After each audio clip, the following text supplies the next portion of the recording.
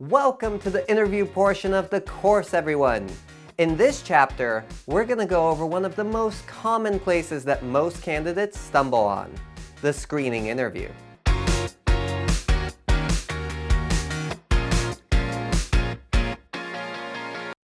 On average, there are 4 stages to the interview process. Some companies have more than 4 and some have fewer, but in general, these are the 4 main stages that you should prep for. To help us organize how we approach each of these interviews, we're going to use this interview cheat sheet. You can find a PDF version of each cheat sheet in the resources section that you can keep open on your computer as you interview. Let's start filling this one out for the screening interview. The screening interview is the most common type of interview out there. But a lot of people mistake the screening interview for the main interview, and they fail as a result. There's really only 2 purposes to the screening interview. 1, to make sure you're not a crazy person, and 2, to make sure that you're qualified for the role.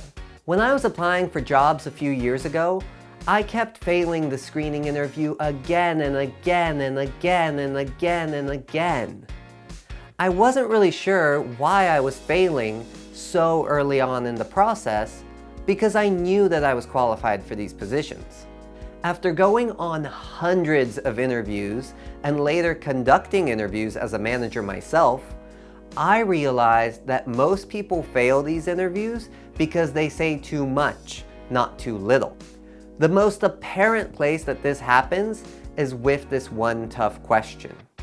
So, tell me a little bit about yourself.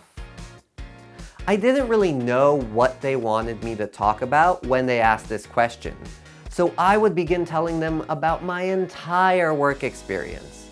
It went something like this. Well, I first got into video when I was in college. I joined this organization that did amazing work with big brands like Red Bull, MTV, SEMA. I learned a lot from that experience, and that's what led me to LA, where I started working for a production company.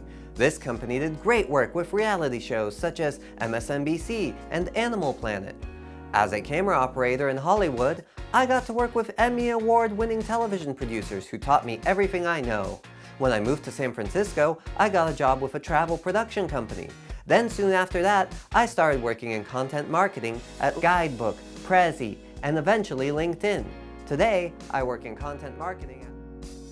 This is a super common mistake, and if you're not sure whether you do this, don't worry, we'll find out in one of the practice exercises that we'll do later on in the course.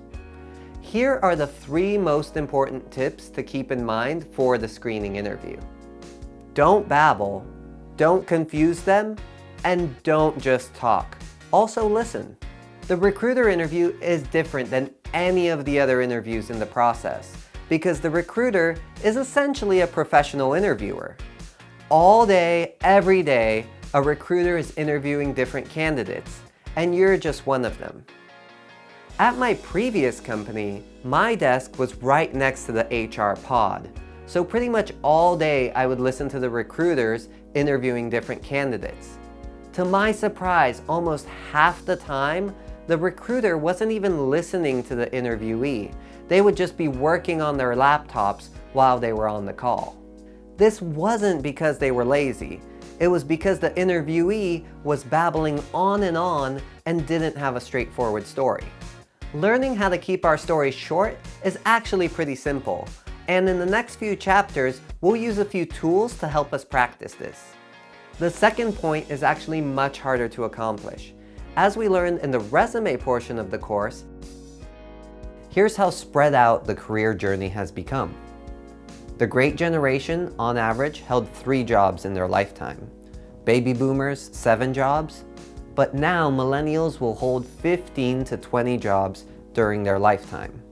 This multi-career phenomenon has even been coined the Benjamin Franklin generation. For those of you who haven't brushed up on your history, Benjamin Franklin was a pretty amazing guy. He was an author, printer, political theorist, politician, Freemason, postmaster, scientist, inventor, civic activist, statesman, and a diplomat. This is actually the most common problem I found and something I've experienced firsthand. You're good. You're really good. You're so good, in fact, that it's hard to put you in a box. But the problem is that the traditional job application process wasn't built for this. So it's really up to us, the job seekers, to package ourselves in a boxed way to make it easier on the recruiters. With complex work histories, it can be hard to keep a straightforward story, but it's super crucial to having a good phone interview. In the next chapter, we'll go over some exercises that'll help us generate straightforward stories, and we'll learn how to keep our answers short. Before we jump into practice though, let's move on to the next video where we'll go over the 3 essential answers that you should have for any interview.